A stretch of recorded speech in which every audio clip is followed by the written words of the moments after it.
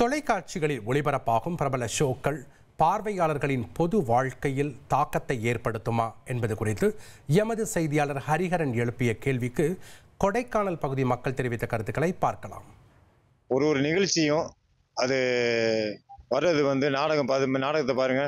நாடகத்தில் இப்போ வர்றது நாடகம் எல்லாமே 2 பொண்டாட்டி 3 பொண்டாட்டி கள்ள பொண்டாட்டி வைக்கிறது. இதை பார்த்து எல்லாருமே இந்த மாதிரி அதை கண்டினியூ பண்ணுறாங்க. வர இளைஞர்கள் இருக்கட்டும், இல்லை ஒரு சமுதாய கட்டி சீரியல் எதுக்கு அது ஒரு காரணம். சினிமாவை விட அதிகமாக தணிக்கை செய்யப்பட வேண்டிய விஷயம் என்றால் இந்த டிவி ஷோக்கள் தான். அதில் ரியாலிட்டி ஷோவாக இருக்கட்டும், இல்லை நாடகங்களாக இருக்கட்டும், அல்லது இந்த ஃப்ராங்க் என்று சொல்லக்கூடிய அந்த மாதிரி விஷயங்களாக இருக்கட்டும், இதனால சமூகத்தில் மிகப்பெரிய ஒரு அச்ச நிலை தான் உருவாயிட்டு இருக்கு. இதன் மூலியமாக சில நிகழ்ச்சி எந்தவித கட்டுப்பாடுமே இல்லாமல் ஒளிபரப்பு செய்யப்படுறது அவங்க ஒரு வன்முறையாக தான் நான் பார்க்குறேன்.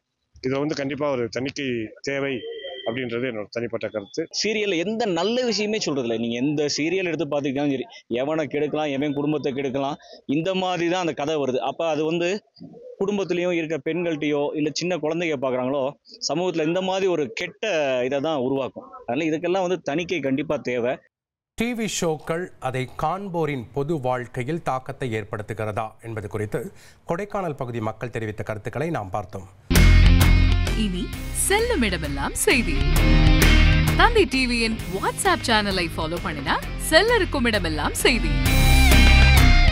இதோ QR கோட் இப்பவே ஸ்கேன் பண்ணுங்க, ஃபாலோ பண்ணுங்க.